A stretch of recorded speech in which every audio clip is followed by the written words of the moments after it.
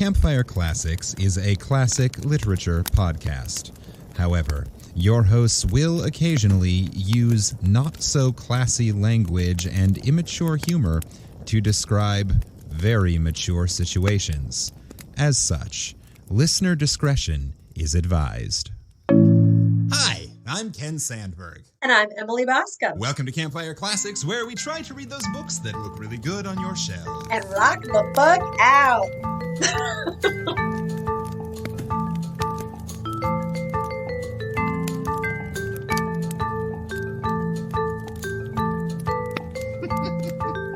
Sorry, I got vulgar.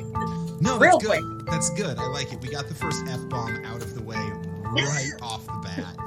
like 0.3 milliseconds into the pod. Yeah, which should let listeners know that, fortunately, there is a disclaimer at the beginning of this podcast that lets people know that we sometimes use adult language and sort of immature things. Yeah, We act like children. Or sailors. Yar. Yar. Is that a pirate? That's a pirate. That would be a pirate, yeah. Which is a type of sailor. Oh, they're sailors. Yeah, okay. Yeah. So I was still within the confines. Yeah. Oh, yeah. Absolutely. I went yar as well. That's fine. Thank you so much. Yeah. Because otherwise, I mean, what's a sailor sound like? Yo ho.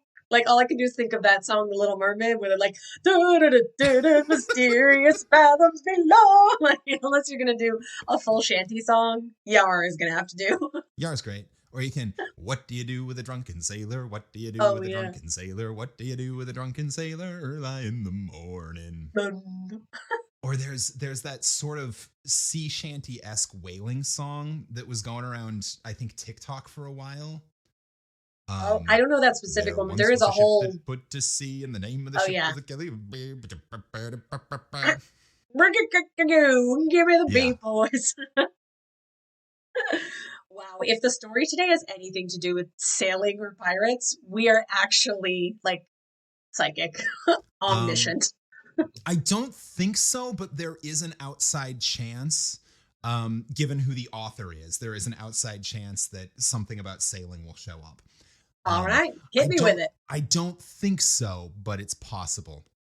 However, before we get to that, I had a couple of thoughts I wanted to share because I am perusing the daily calendar that is sitting next to me on the desk where I'm recording right now, and it is a History Channel This Day in History calendar. And looking from today when we are recording, so we're recording this episode a little early, Thursday, February 3rd, and it is going to come out on Tuesday, February 8th. So, listeners, that's what we're dealing with.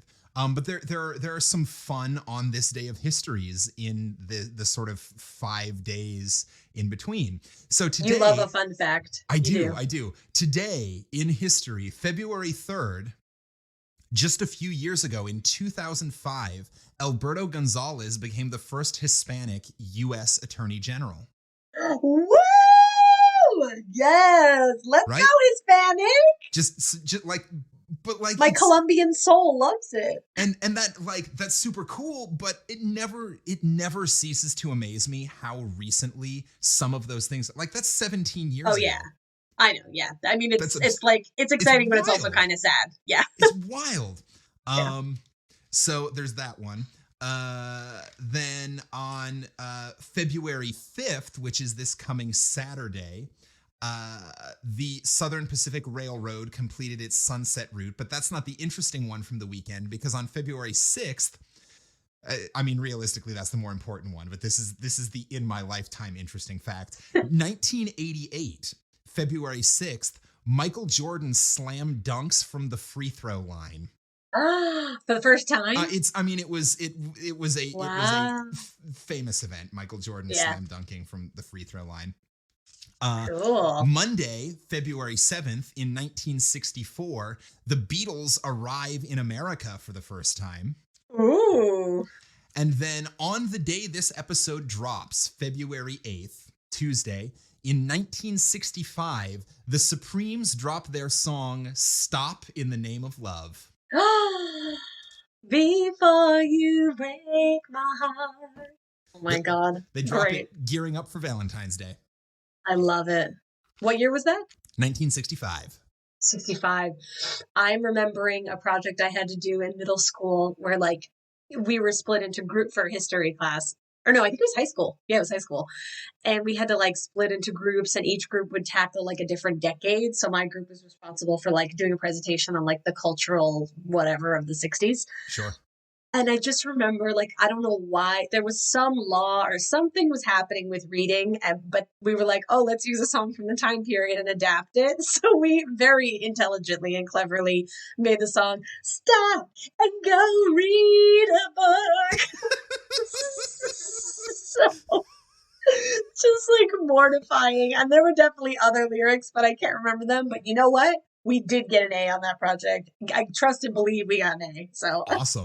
But I'll never hear the song without thinking of, awkward high school me being like, stop and go read a book with like a hand motion readers. I mean, listeners. You have to imagine I'm opening my hands like a. Most of our listeners also read. True. Also, for the record, Stop and Go Read a Book could be the theme song to this podcast. You're right. Wait a minute. Ding, ding, ding. Should we record this? We can't get like dogged for copyright infringement if we change the lyrics, right? Probably still good. Yeah. Unless we can find a way to make it a parody or analysis of the original song. Yeah. Fair use. It is a parody. Like, come on, Supremes, you have enough money. Just let us do it. Fair use doesn't cover just stealing the music and rewriting the lyrics. It's like you need to be making some sort of parody, social commentary, something or other. Yeah. That shit. Believe me, I did a boatload of research on this, like close to 2 years ago when we were first getting this podcast up and running. Because I bet you wanted to cover all sorts of songs. Well, songs, but also like the same applies for books and stories that we might want to read. Like it has to be public domain or fair use. And what we are doing is not fair use. Although I suppose if we analyzed it a little bit more, it could fall under fair use. Yeah. All right, well, I don't want to go to jail, so cut that whole story. The world will never know how cute and dorky I was in high school. I'm pretty sure the statute of limitations is up on that particular misdemeanor. Okay, good. I have a spotless record, okay? I can't go to jail. Yeah. But also before we move on to the thing that we really do, because I just really love stretching this opening bit out. I have gotten a couple of messages from people after last week's episode, and I'm not they didn't sign names, so I'm not going to give names, but if you're the one who messaged these to us and you want me to announce who you are on the podcast, shoot me a message and I'll let you know. Oh my God, is it about puzzles? It is. We got 2 messages about puzzles. Oh, guys, I'm so excited. I have a couple of chunks done. I want you all to know that. A little bit of the puzzle has been done, and I'm proud of myself. It's very hard, though. It's very difficult. So bring it on. So the first message is puzzles are awesome. Yes, Yay! What Ken said, always start with the edge pieces. Also, I have to put my puzzle board away whenever I take a break because my cat likes to chew on puzzle pieces. Yep. That, 100% correct. Although I am happy to report that Lucy, for whatever reason, has not yet. I've just been really good about not spilling them on the floor, and she hasn't gotten a piece yet that I know of. Now, I mean, we'll see. If when I get to the end, there's one gone, we'll know where it is. But I feel like sometimes you open up a puzzle and there's already a piece missing, though. Yeah, like, it's just the nature of the beast. It might not be the dog's fault. Right. The second message from an unnamed listener is, it's oh my God, but it's OMG. Yeah. Cool. The way you say that is, oh my God. OMG, I'm with Emily. I never knew you're supposed to start with the outside. I'm going to try one now.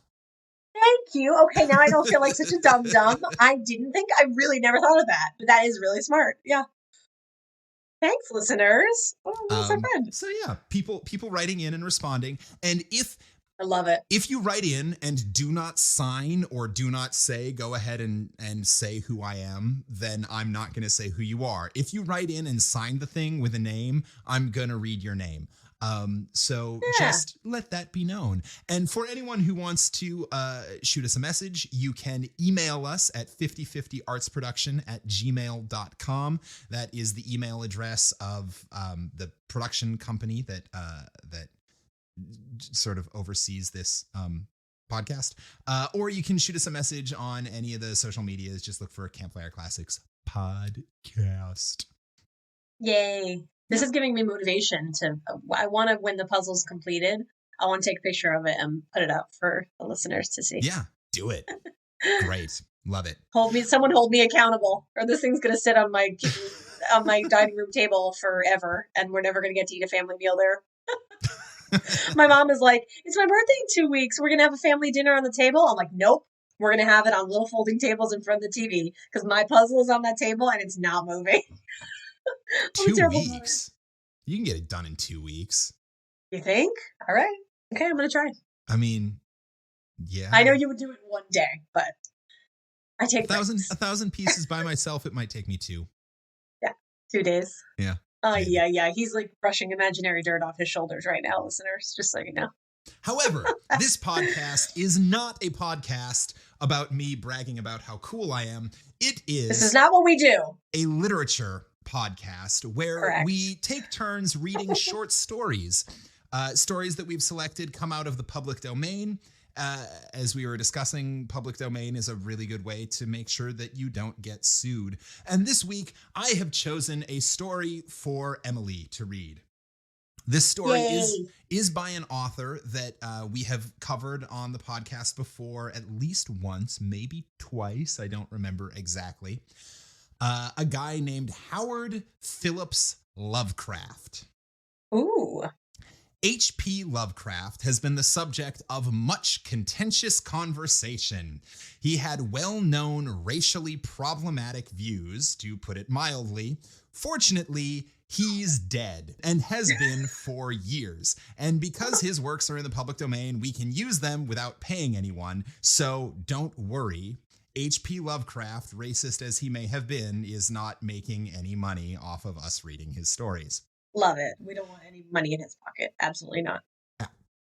So this week, Emily, you'll be reading a Lovecraft story. So here are a few other quirky little facts about him, which I collected from the H.P. Lovecraft website, an article in The Guardian written for his birthday in 2014, and as is often the case, from Wikipedia. Lovecraft was well known to be gaunt, pale, and kind of odd-looking. Part of that, at least the paleness, was because he apparently rarely went outside during daylight hours. This became more and more true as he got older and more reclusive. Oh, he's a vampire. Well, he was Lovecraft, he was well known for his creepy eldritch horror writing, so certainly that speculation has been made. He got married when he was 34 years old in 1924. His wife claimed that he was a virgin when they got married and that he had read extensively about sex and studied several books leading up to their wedding night in hopes of being able to perform adequately. So sad. Apparently, throughout their marriage, he had a low enough sex drive that she also commented on that after he died. That like any time they were intimate, was she he was good? the one who instigated. I did not read a report on how he performed on their wedding night. Apparently, she was willing to say a lot, but she wasn't going to go that far. Oh my God! She didn't detail inches. Well, that's what you get when you're racist. You get all your tea spilled for everybody. Too bad, buddy. That's karma. His parents both went to Butler Hospital Mental Institute separately, where they both died separately, 21 years apart. No one is certain exactly what they suffered from, since the records of their admission were destroyed in a fire at the hospital. That's suspicious. That is... Mm-mm. Right? Oh, God. Especially given what he wrote about. Yeah.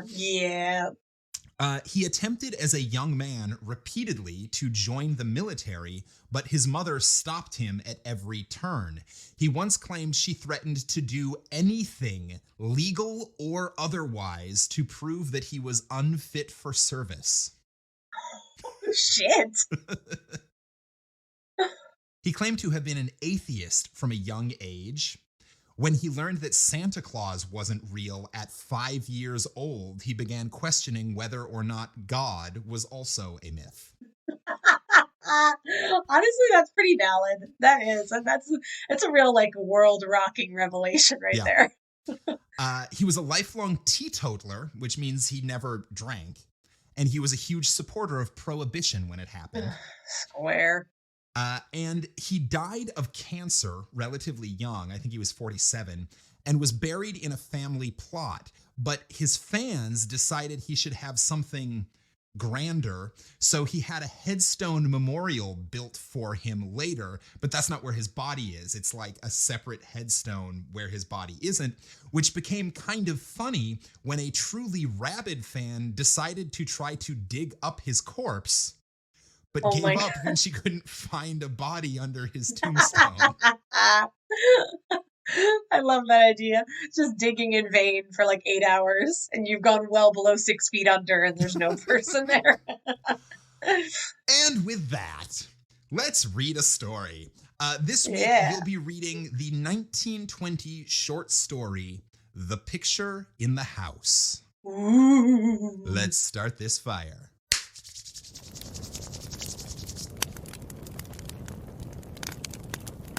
The Picture in the House. Searchers after horror haunt strange, far places. For them are the catacombs of Ptolemaeus and the carven mausolea of the nightmare countries. They climb to the moonlit towers of ruined Rhine castles and falter down black cobweb steps beneath the scattered stones of forgotten cities in Asia. The haunted wood and the desolate mountain are their shrines, and they linger around the sinister monoliths on uninhabited islands. But the true epicure in the terrible, to whom a new thrill of unutterable ghastliness is the chief end and justification of existence, esteems most of all the ancient lonely farmhouses of backwoods New England. For there...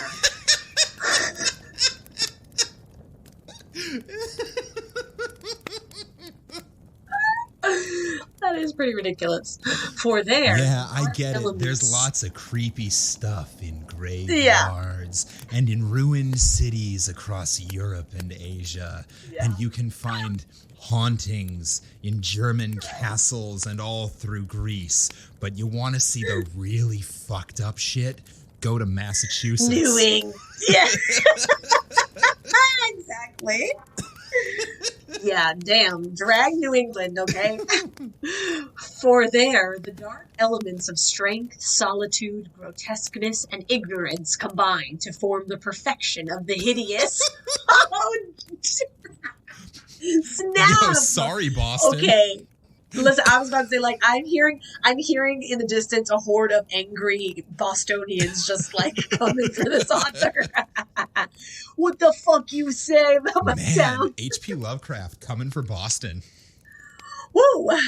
To be fair, he's in New England, but, I mean, Boston's in New England. No, I know, I'm just saying it could be other places in New England, but it's funny to think about angry Bostonians. Yeah. Well, like, New England... You know, that's the Patriots. Oh yeah. Who are based out of Boston. Oh, I went to college. Any day that they were playing, that the Sox were playing at Fenway, it was absolute chaos, absolute Dionysian madness in the streets. Okay. Most horrible of all sights are the little unpainted wooden houses, remote traveled ways, usually squatted upon some damp grassy slope, or leaning against some gigantic outcropping of rock. 200 years and more they have leaned or squatted there, while the vines have crawled and the trees have swelled and spread. What's this dude's deal? That sounds super cute. I know. Like, I want a vacation. I'm like, I want to go to there. Right? They are almost hidden now in lawless luxuriances of green and guardian shrouds of shadow. But the small paned windows still stare shockingly, as if blinking through a lethal stupor, which wards off madness by dulling the memory of unutterable things. In such houses have dwelt generations of strange people, whose like the world has never seen. Seized with a gloomy and fanatical belief which exiled them from their kind, their ancestors sought the wilderness for freedom. There, the scions of a conquering race indeed flourished free from the restrictions of their fellows, but cowered in an appalling slavery to the dismal phantasms of their own minds. Oh, is he talking about, like, witchcraft and stuff? I'm not sure. I feel like right, the paragraph like you talking will about the continue Puritans, to like, explain, but yeah, I think it's about the Puritan you're right. pilgrims who showed up Right. and went away from the rest of the Right. I mean, what did he But call then they them? found scarier stuff there. Yeah. The conquering race. There we go. Went away from the rest of the conquering race. Yeah. And went to live in the woods. Right. And got weird. Oh my God, yeah. Yeah, it got weird. Duh, I see it right now. Divorced from the enlightenment of civilization, the strengths of these Puritans, there we go, turned into singular chant. Maybe I should just read it and not wonder aloud. It's hard not to. It is amazing to me how often on this podcast we stop to question what that line meant or what the fuck is going on, and half a sentence later we have the answer. Like, just fucking read. Right. It's like don't yell at me. it's like watching a movie with that friend who hasn't seen the movie yet and wants to know that everything is going to be okay, and they're like, "Hey, who is that? Wait, is he going to die? Hey, who's that person? Yeah. Wait, just watch the fucking movie." Oh, that is my mother. That person is my mother. Okay. Divorced from the enlightenment of civilization, the strength of these Puritans turned into singular channels, and in their isolation, morbid self-repression, and struggle for life with relentless nature, there came to them dark furtive traits from the prehistoric depths of their cold northern heritage. By necessity practical and by philosophy stern, these folks were not beautiful in their sins. Erring as all mortals must, they were forced by their rigid code to seek concealment above all else, so that they came to use less and less taste in what they concealed. Only the silent, sleepy, staring houses in the backwoods can tell all that has lain hidden since the early days, and they are not communicative, being loath to shake off the drowsiness which helps them forget. Sometimes one feels that it would be merciful to tear down these houses, for they must often dream. Oh, poor houses. It's so sad. If these walls could talk, they would scream in horror. Right, basically. It was to a time-battered edifice of this description that I was driven one afternoon in November, 1896, by a rain of such chilling copiousness that any shelter was preferable to exposure. I had been traveling for some time amongst the people of the Miskatonic Valley in quest of certain genealogical data, and from the remote, devious, and problematical nature of my course, had deemed it convenient to employ a bicycle despite the lateness of the season. Just biking out in Massachusetts. So I'm riding my bike along the river riding valley. my bike. Yeah, in the winter. Now I found myself upon an apparently abandoned road, which I had chosen as the shortest cut to Arkham, overtaken by the storm at a point far from any town, and confronted with no refuge save the antique and repellent wooden building, which blinked with bleared windows, leafless elms, near the foot of a rocky hill. Distant though it is from the remnant of a road, this house nonetheless impressed me unfavorably the very moment I espied it. I hated it on sight. It looked shady right from the get-go. Oh my God, he takes it so personal. Honest, wholesome structures do not stare at travelers so slyly and hauntingly. My God. And in my genealogical researches, I had encountered legends of a century before which biased me against places of this kind. Yet the force of the elements was such as to overcome my scruples, and I did not hesitate to wheel my machine up the weedy rise to the closed door which seemed at once so suggestive and secretive. Ooh. Spookular. I had somehow taken it for granted that the house was abandoned, yet as I approached it, I was not so sure, for though the walls were indeed overgrown with weeds, they seemed to retain their nature a little too well to argue complete desertion. Therefore, instead of trying the door, I knocked, feeling as I did so a trepidation I can scarcely explain. As I waited on the rough, mossy rock that served as a doorstep, I glanced at the neighboring windows and the panes of the transom above me, and noticed that although old, rattling, and almost opaque with dirt, they were not broken. The building, then, must still be inhabited, despite its isolation and general neglect. However, my rapping evoked no response, so after repeating the summons, I tried the rusty latch and found the door unfastened. This is the part where I start yelling at the movie screen, "Don't go in there! Right? Don't go in there!" Yeah, why are you going in there? Why are you going in there? Find another house, dude. Or Yep. just get wet. go Get sit wet. under a tree. Yep. Just be in the rain. Yep. Because this is no bueno. Inside was a little vestibule with walls from which the plaster was falling. No, I don't like it. And through the doorway came a faint but peculiarly hateful odor. No, I don't like It it. smells bad, too. It smells bad. I entered carrying my bicycle and closed the door behind me. Ahead rose a narrow staircase flanked by a small door, probably leading to the cellar, while to the left and right were closed doors leading to rooms on the ground floor. He's just describing walking into any New York apartment building. Right. It's so true. Yeah, it smells The horrible. windows are It was in gross. disarray. It smells bad. Yeah. I'm carrying my bicycle. There's nowhere really to Yeah. put it. There are doors and a staircase right in front of me. It's a little cramped. He's just walking into a New York apartment building. That's so true. Oh, God. Okay. Leaning my cycle against the wall, I opened the door at the left and crossed into a small, low-ceilinged chamber, but dimly lighted by its two dusty windows and furnished in the barest and most primitive possible way. It appeared to be a kind of sitting room, for it had a table and several chairs, and an immense fireplace above which ticked an antique clock on a mantel. Books and papers were very few, and in the prevailing gloom I could not readily discern the titles. No, the titles. The titles. Could have been titles, though. What interested All right, me so was I the will uniform. say most New York apartments I've been in do not have a fireplace. Although We're already a little classier. the bare and primitive furnishings sounds like most of the apartments I lived in during my college age years.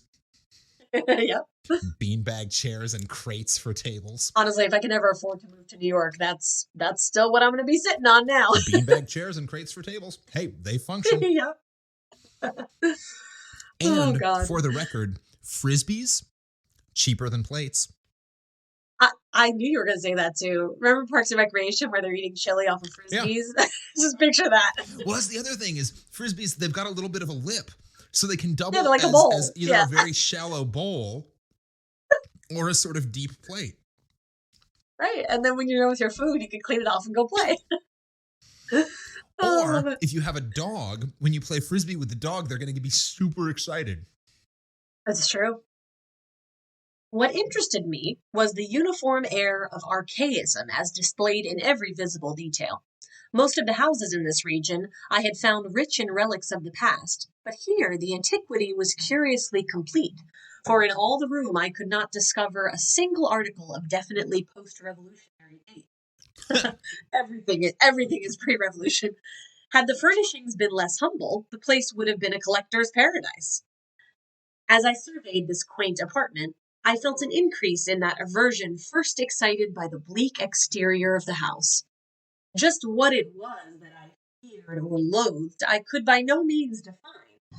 But something in the whole atmosphere seemed redolent of unhallowed age, of unpleasant crudeness, and of secrets which should be forgotten. All right, hang on. We are going to go redolent, Redolent. Okay. strongly reminiscent or suggestive of. Oh, although also appropriately fragrant or sweet smelling. Wow, that is actually kind of perfect. Yeah, Because it could be that the place smelled old or like it felt, Or it felt old. Yeah. That's a really Oh, good that's word choice. All right, dude. Yeah. All right. I felt disinclined to sit down and wandered about examining the various articles I had noticed. The first object of my curiosity was a book of medium size lying upon the table and presenting such an antediluvian aspect that I marveled. That was an SAT word. I remember learning that word. Antediluvian? Yep. Do you remember what it meant? No, I just remember learning it, but no, I don't know what it means. Antediluvian. I remember Hang on. I just know that I know that I knew it at one point in my life. I'm going to try to put it together. Feeling? Antediluvian seems like against flooding. You want me to tell you? Yes, before the flood. Belonging to a time before the biblical flood. Good for you. Diluvian. I didn't know that meant flood. Yeah, I thought anti would be against, but it's anti, not anti. Yeah. Antediluvian, yeah. A-N-T-E, not A-N-T-I. Yeah. Well, and also it also says humorous, ridiculously old-fashioned, which also works. Antediluvian, pre-flood. Yep. All right. Yep. Well, and that's clearly how he's using it. He's not actually trying to say that the stuff in this house is 5,000 years old. Right. He's like, this book was mad old. It's like saying that lady was older than dirt. Yeah, right. She was at least forever.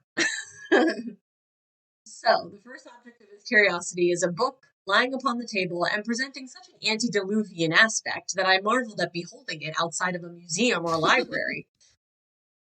It was bound in leather with metal fittings and was in an excellent state of preservation, being altogether an unusual sort of volume to encounter in an abode so lowly. When I opened it to the title page, my wonder grew even greater, for it proved to be nothing less rare than Pigafetta's account of the Congo region, written in Latin from the notes of the sailor Lopex and printed at Frankfurt in 1598. There's a lot going on there. Okay. So it's an account. It's a really old account of the Congo. Right. Okay. I had often heard of this work with its curious illustrations by the brothers Dupry, hence for a moment forgot my uneasiness in my desire to turn the pages before me. The engravings were indeed interesting, drawn wholly from imagination and careless descriptions. Nor would I soon have closed the book had not an exceedingly trivial circumstance upset my tired nerves and revived my sensation of disquiet. What annoyed me was merely the persistent way in which the volume tended to fall open of itself at plate 12. It says XII, and I had to take a second. 12. At plate 12, which represented in detail a butcher's shop of the cannibal Anziques. I experienced some shame in my susceptibility to so slight a thing, but the drawing nevertheless disturbed me, especially in connection with some adjacent passages descriptive of Anzique gastronomy. No, that's fair. You can be freaked out by cannibals. Yeah. I had turned to a neighboring shelf and was examining its meager literary contents, an 18th century Bible, a Pilgrim's Progress of like period, illustrated with grotesque woodcuts and printed by the almanac maker Isaiah Thomas, the rotting bulk of Cotton Mather's Magnalia Christi Americana, and a few other books of evidently equal age. So those are the meager contents. Yeah. Like a Bible and these like old tomes. Bunch of old-ass books. This guy is a snob. When my attention was aroused by the unmistakable sound of walking in the room overhead. I just gotta chill. Well, he did walk into someone's house. I hate this. And started poking around their personal library. Okay. At first, astonished and startled, considering the lack of response to my recent knocking at the door, I immediately afterward concluded that the walker had just awakened from a sound sleep and listened with less surprise as the footsteps sounded on the creaking stairs. I would be so scared. This man is unfazed. It's a very different time though, right? We're looking at 1896 or something like that. 96, yeah. Yeah. When like people just showed up at their neighbor's house. It's true. Strangers would walk around the neighborhood. Like, yeah, that's true. Now, if there's a knock at the door, I go hide behind the couch. Right. Like, fucking, no, like, let me... You don't even call me without texting first, let alone show up at the damn door. It's so true. Yeah, a phone call out of the blue feels so invasive. Yeah. Like, I don't want anyone coming to my home. The tread was heavy, yet seemed to contain a curious quality of cautiousness, a quality which I disliked the more because the tread was heavy. When I had entered the room, I had shut the door behind me. Now, after a moment of silence during which the walker may have been inspecting my bicycle in the hall, I heard a fumbling at the latch and saw the paneled portal door swing open again. In the doorway stood a person of such singular appearance that I should have exclaimed aloud but for the restraints of good breeding.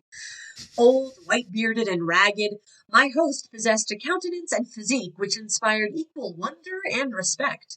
His height could not have been less than 6 feet, and despite a general air of age and poverty, he was stout and powerful in proportion.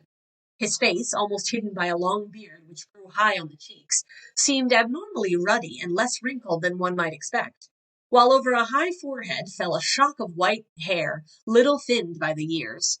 His blue eyes, though a trifle bloodshot, seemed inexplicably keen and burning. So it's Santa. It's Santa. It's Santa, yeah. It's Santa. But for his kind of heart... creepy Santa. But creepy, yeah.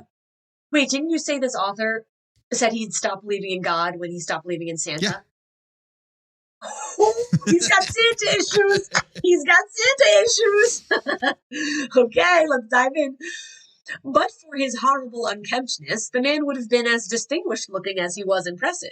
This unkemptness, however, made him offensive despite his face and figure.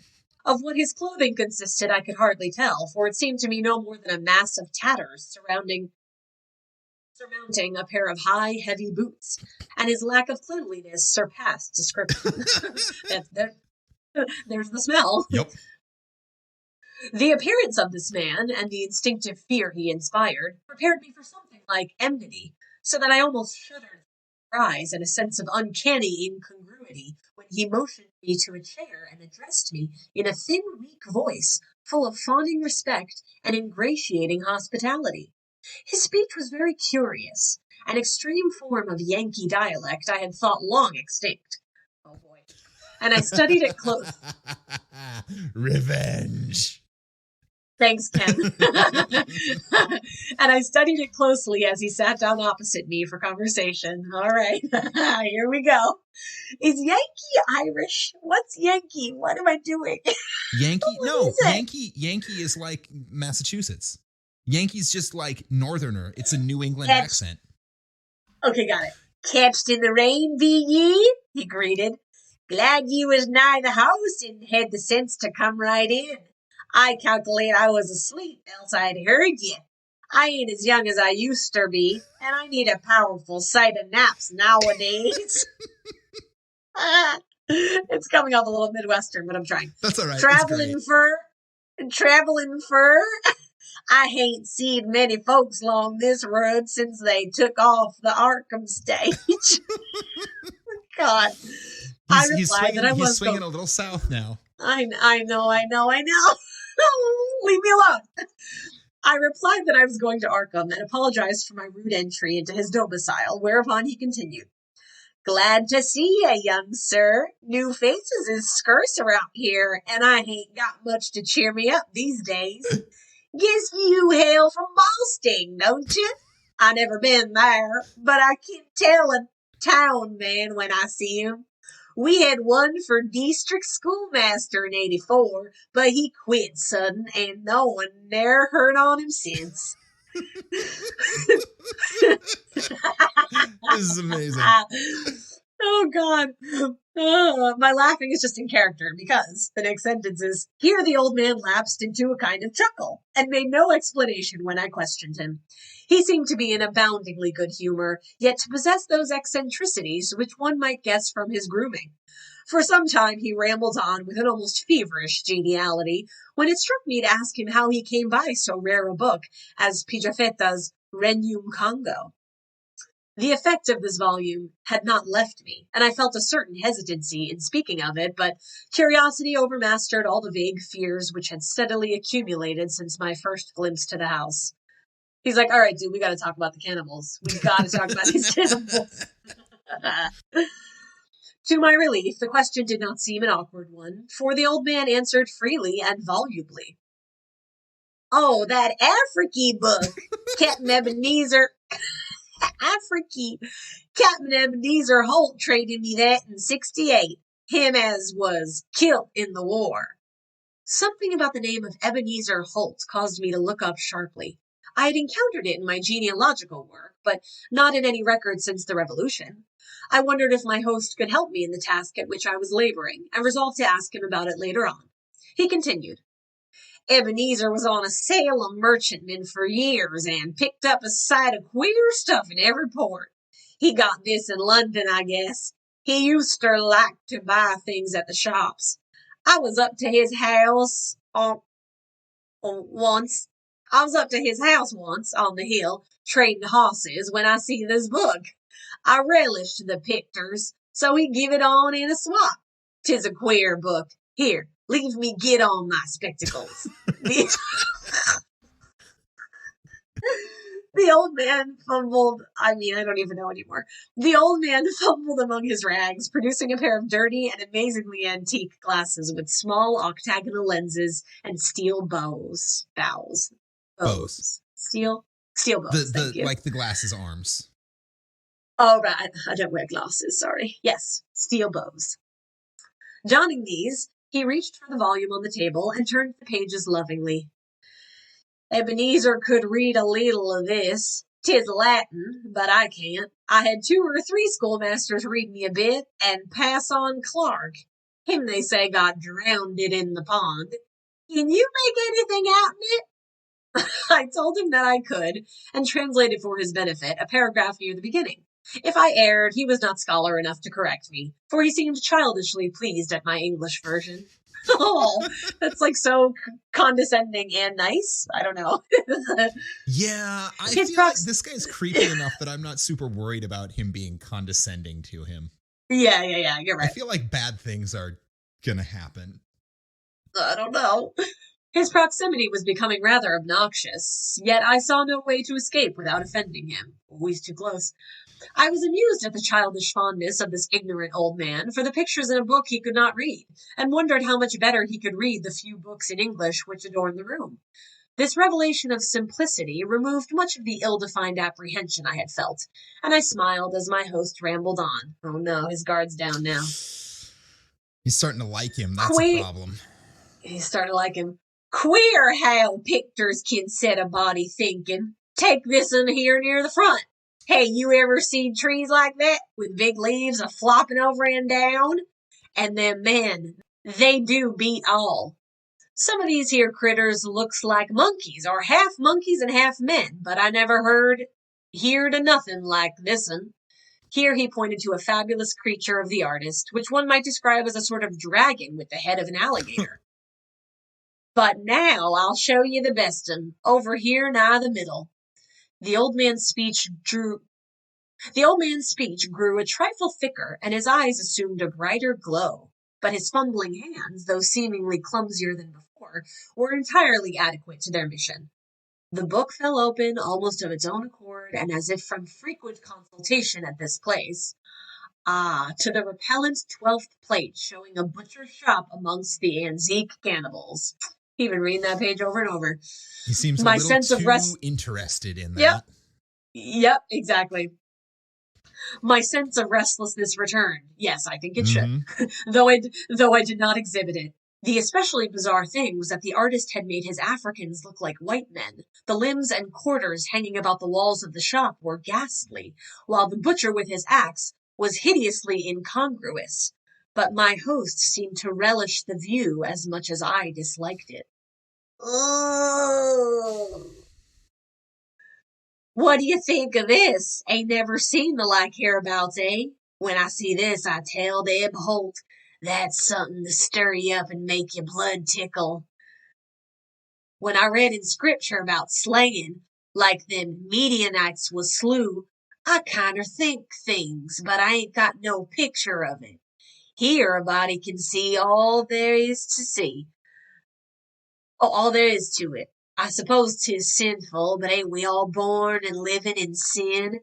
That feller being chopped up gives me a tickle every time I look at him. Ah! Dear listener, If it's raining and you walk into a house and a smelly old man starts talking about chopping people up and thinking it's funny, maybe don't be there anymore. I was literally going to stop you when you said if it's raining and you see a house and you go in. I was like, don't go in. Yeah, but like this is quickly becoming one of those situations where it's like, no, don't stand on ceremony. Don't worry about his feelings. Don't be. Just leave. Just leave. Yeah. It's okay to get wet. Yeah. You're not a witch. You won't melt, I assume. He says it gives him a tickle every time he looks at it. I hate to keep looking at him. See where the butcher cut off his feet? There's his head on that bench with one arm side of it, and the other arm's on the other side of the meat block. As the man mumbled on in his shocking ecstasy, the expression on his hairy, spectacled face became indescribable, but his voice sank rather than mounted. My own sensations can scarcely be recorded. All the terror I had dimly felt before rushed upon me actively and vividly, and I knew that I loathed the ancient and abhorrent creature so near me with an infinite intensity. His madness, or at least his partial perversion, seemed beyond dispute. He was almost whispering now, with a huskiness more terrible than a scream, and I trembled as I listened. Ooh. I don't want to read but I will. I'm committed to the listeners. As I says, 'tis queer how pictures sets you thinking. Do you know, young sir, I'm right sot on this one here. After I got the book off Eb, I used to look at it a lot, especially when I heard Passion Clark rant on Sundays in his big wig. Once I tried something funny. Here, young sir, don't get scared. All I done was to look at the picture afore I killed the sheep for market. Killing sheep was kinder, more fun after looking at it. The tone of the old man now sank very low, sometimes becoming so faint that his words were hardly audible.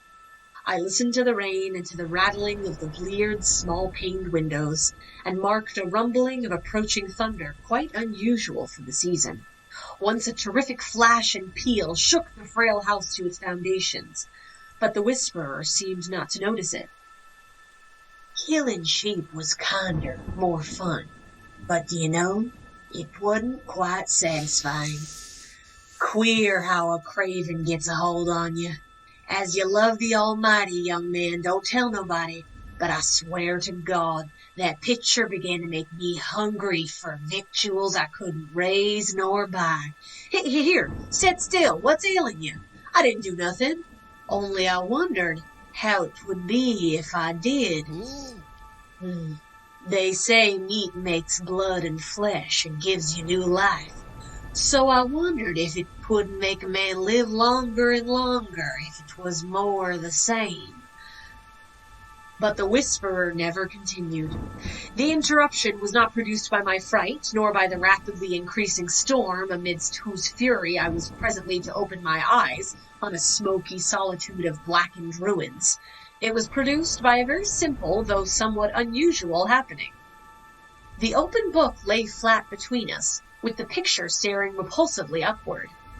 As the old man whispered the words, "More the same," a tiny splattering impact was heard, and something showed on the yellowed paper of the upturned volume. I thought of the rain and of a leaky roof, but rain is not red. On the butcher's shop of the Anzique cannibals, a small red spattering glistened picturesquely, lending vividness to the horror of the engraving. The old man saw it and stopped whispering even before my expression of horror made it necessary. Saw it and glanced quickly toward the floor of the room he had left an hour before. I followed his glance and beheld just above us on the loose plaster of the ancient ceiling a large irregular spot of wet crimson which seemed to spread even as I viewed it. I did not shriek or move, but merely shut my eyes.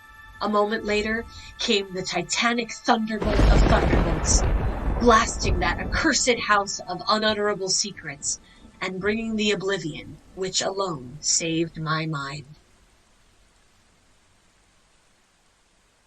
The end. The fuck? Oh my god! Oh my god! Woo! So the house was struck by lightning. That was scary. So the house was struck by lightning, but okay, I gotta go back and dissect. It blasted at a cursed house and it brought the oblivion which saved his mind. So did this lightning bolt kill him? Or was this a dream and he woke up? Or it... Because, like, is he writing this from beyond the grave? Or it, like, electrocuted him and knocked him out. And that's what kept him from having to fully process what he's dealing with. Right. I'm not sure. Right? And then because that guy killed someone upstairs. Well, so I'm putting puzzle pieces together. Yep. Very nice callback to puzzles. Thank you. As a thematic tie to the episode. Yeah. This guy, it's 1896 right now. Uh-huh. This guy bought the book from a trader of some kind in the late 1700s. Okay. And since then has been extending his life through cannibalism. Yeah. And the red spot is his most recent victim. Uh-huh. Wow. Spooky. Yeah. Right, because he said when I got the book, it made me think, whoa, wouldn't it, what would happen if and so clearly he's done this a fair amount. Wow. So I'm sorry to listeners if that wasn't clear because I was reading it in that crazy accent, but it's written crazy, so I tried to read what was on the page. It's crazy. But yeah, you're right. You're right. Wow, that's crazy. Which explains why, like, all of his stuff has such a old sort of antique, archaic feel about it, and why his accent is a Yankee accent that is no longer used. Right, because it's old. It's so old. Yeah. Because he shouldn't be alive because anymore. He shouldn't still be talking. Because he was probably in his 30s or 40s when he traded for this book 120 years ago. Ooh, gross. Wow, that was ooky spooky. That was fun, though. I mean, it was really well written. Yeah. And all the stuff in the beginning now about him being like, fuck old houses in New England. I'm like, you know what? I get it now. Like, I'd hate every house that looked like that too. If I had one time gone into one and encountered a cannibal, I'd be like, you know what? Fuck New England. Yeah. I'm out of here. Not cool. Not cool at all. And it's not an attack on Boston because the narrator was from Boston. It's an attack on New England, small towns. Yeah, there you go. So, what'd you think, listeners? Did you enjoy that one? I did. I found it unsettling in a delightful sort of way.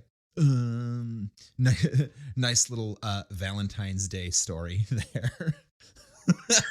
Is this the episode closest to Valentine's Day? I think it's going to be the last one before Valentine's Day. Hang on. Oh, well, in that case, everyone, happy Valentine's Day. Very incongruous with the story, but no, never mind. I lied. Valentine's Day is next Monday.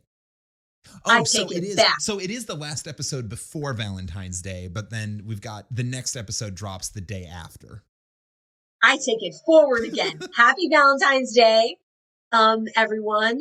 Here are my thoughts on Valentine's Day. Here, I'm just going to give them to you. I love Valentine's Day. I understand when people are like, oh, it's capitalism. It's just about selling chocolate, whatever. Fine. And I don't love when people put pressure on it to be a romantic holiday. Like, if you're single, you don't have to feel sad on Valentine's Day because Valentine's Day celebrates love in all forms. It doesn't just have to be romantic love.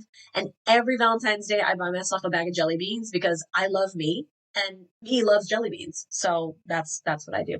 So everyone just like love yourselves and love each other. And who doesn't love a day to celebrate love? It's great. Yeah. And it's all about the imagery is all about hearts. So I suppose in that respect, this story is very appropriate. No. Don't link it. No.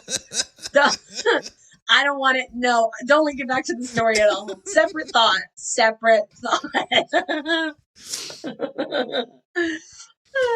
So let us know what you thought about that story. And I suppose what you think about Valentine's Day. Let us know what you think about Valentine's Day. Shoot an email to 5050artsproduction@gmail.com or a message to any of our social media platforms. Just look for Campfire Classics and send a message there. And when you do, shoot us the secret passcode along with whatever else you say. And this week's secret passcode is coming for Boston. Yeah. I think that's all I got. You got anything else to say before we sign off for the week? No, I love you all. See you next time. And on that note, until next week, this has been Campfire Classics, where we try to read those books that look really good on your shelf. Woo-hoo.